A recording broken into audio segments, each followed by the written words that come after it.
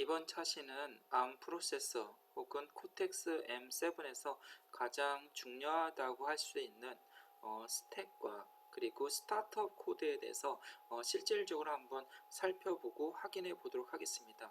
왜 스택이 중요하고 왜 스타트업 코드가 중요한지 그 이유는 시스템에서 가장 핵심이고 시작되는 부분이고 프로그램이 꼬이거나 혹은 겹치지 않게 하기 위한 설정이다. 프로그램적인 설정이다 라고 보시면 되겠습니다.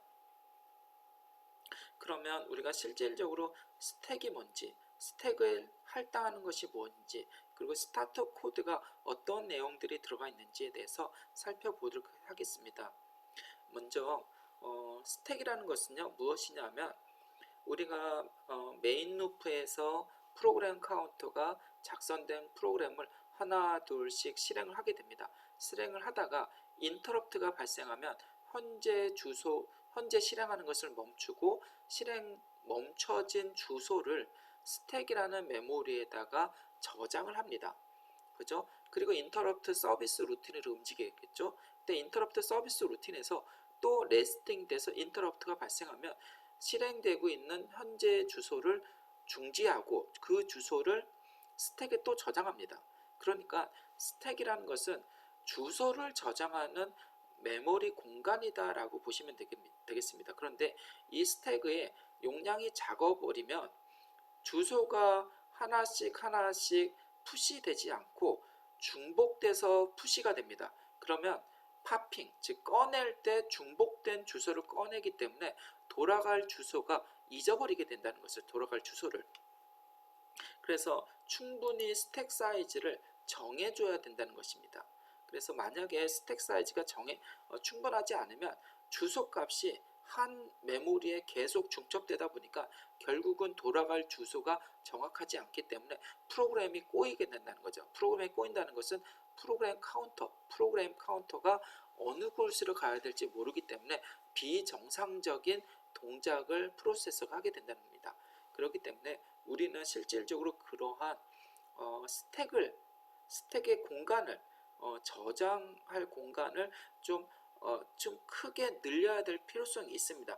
그것을 바로 설정하는 파일이 STM767, 32F767의 ISF라는 파일입니다. 그래서 이 ISF 파일은 스택의 용량과 그리고 힙이라는 것은 로컬 변수라고 보시면 되겠습니다. 로컬 변수의 영역이 작으면 실질적으로 다양한 변수를 쓰기가 굉장히 어렵습니다.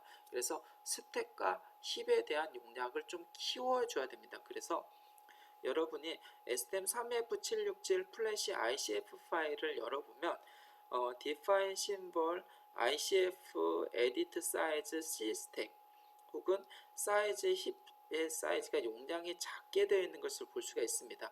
이 작은 거를 0x1000, 0x0800으로 확대를 해 주시고 저장을 해야 충분한 스택과 충분한 힙의 사이즈를 얻어서 여러분이 프로그램을 자유롭게 하고 CPU는 그 프로그램의 스택과 힙을 통해서 퍼포먼스를 최대로 올릴 수 있게 되는 것입니다.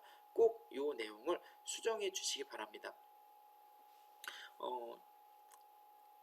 반면에 코텍스 M7 그렇게 C 스택과 그리고 힙 사이즈를 정해주지만 ARM 프로세서, 즉 코텍스 M7 코어가 아닌 ARM7 TDMI에서는요 스택을 개별로 다 할당을 해줘야 됩니다. 우리 예전에 차시에서 공부했을 때 ARM 프로세서는 그 오퍼레이션 모드가 유저 모드냐, 시스템 모드냐, 아니면 FIQ 모드냐, IRQ 모드냐, 슈퍼바이저 모드냐, 어볼트 모드냐, 언디파인 모드에 따라서 각각의 레지스터가 존재했죠. 즉 각각의 레지스터가 존재한다는 것은 오퍼레이션 모드가 6개 이상이 된다는 거죠. 그래서 오퍼레이션 모드마다 스택을 설정을 해줘야 됩니다.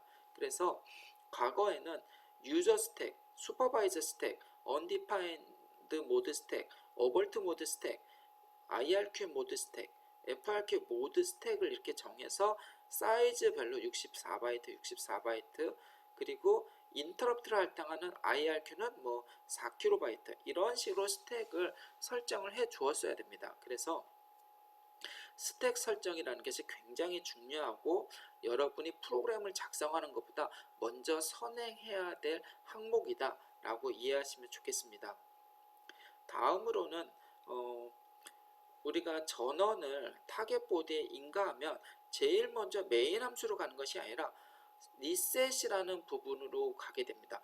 리셋은 굉장히 중요한 부분이죠. 그래서 시스템이 안정화할 부분이기 때문에 C 랭귀지보다 더 기계어에 유사한 어셈블리 랭귀지로 작성을 합니다. 그 작성된 파일 이름이 startup stm32F767S라는 확장자를 갖고 있습니다. 이것은요 어디 있느냐면 여러분한테 제공할 예제 프로그램의 include 파일 속에 들어가 있습니다.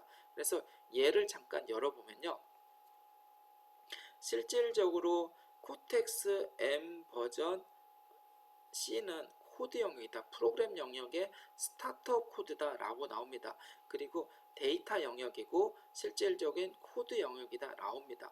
그리고 실제 맨 처음에 시작하는 것은 팩터 테이블이 시작됩니다. 팩터 테이블. 팩터 테이블은 무엇이냐 하면 다양한 인터럽트, 즉 2학년 때 혹은 8비트 CPU에서는 인터럽트라고 표현했지만 32비트 프로세서에 가면서는 핸들러라는 확장된 개념을 갖고 있습니다. 그래서 리셋 핸들러, NMI 핸들러, 다양한 익스터널 핸들러, 아니면 하드웨어 폴트, 메모리 매니지먼트 폴트, 버스 폴트, 유저 폴트 등을 우리가 확인해 볼 수가 있습니다. 이러한 것에 메모리를 할당해 줍니다. 그래야 메모리를 할당을 통해서 이 메모리 할당한 영역 속에서 이러한 모듈에서 동작을 하는 것입니다. 그래서 DCD 모드에서는 DCD라는 영역을 설정해 줘야 됩니다. 그래서 DCD라는 것은 데이터를 위한 메모리이지만 실제 특정한 메모리 영역에 우리가 원하는 핸들러들을 할당하는 역할을 합니다. 그래서 기본적으로 32비트 프로세서이기 때문에 DCD는 4바이트고요. DBD는 1바이트, DCW는 2바이트, 디스크는 8바이트 메모리를 할당한다 라고 보시면 되겠습니다. 그래서 실질적으로 스타트업 코드는 여러분이 ARM 버전 7의 아키텍처 레퍼런스를 반드시 확인하고 학습하는 것이 좋을 것 같습니다. 그러면 한번 실제 스타트업 STM32F767의 코드를 한번 살펴보겠습니다. 그래서 실제 이러한 주석 처리가 끝나고 맨 처음 시작하는 게 모듈 C 스타터 코드부터 시작이 됩니다. C 스타터 코드가 시작되고 IAR 프로그램 스타트가 되고요. 그리고 팩터 테이블이 됩니다. 팩터 테이블에는 메모리를 할당하겠죠. 리셋 핸들러부터 시작되겠죠. 그리고 가장 중요한 NMI 하드웨어 폴트 부분이 실행되고 그 다음에는 다양한 인터럽트들의 핸들러가 할당이 됩니다. DCD 파일로 할당되겠죠. 그리고 익스터널 인터럽트라든가 다이렉트 메모리 액세스라든 핸들러라든가 그리고 캔 통신에 대한 인터럽트 핸들러, 타이머 핸들러, 아이스퀘어시 시리얼 통신 핸들러들이 나옵니다. 그리고 저 밑에 내가면 USB 관련된 핸들러도 존재하고요. USB OTG 관련된 핸들러, 이러한 핸들러들을 매번 다 메모리에서 설정을 해줘야 됩니다. 그래야 서비스 루틴으로 링킹을 할 수가 있는 것입니다.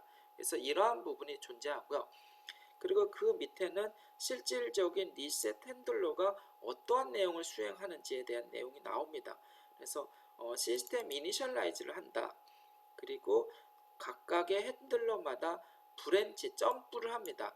NMI 핸들러로 점프해라. 아니면 하드웨어 폴트로 점프해라. 그러한 내용들이 열거가 되어 있는 것이 스타트업 코드다 라고 보시면 되겠습니다.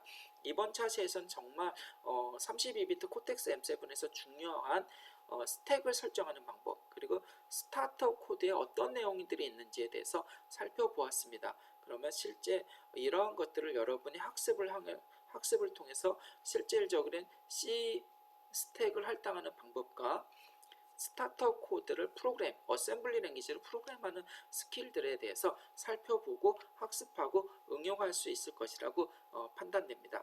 그러면 이번 차시는 여기까지 녹음하도록 하겠습니다. 감사합니다.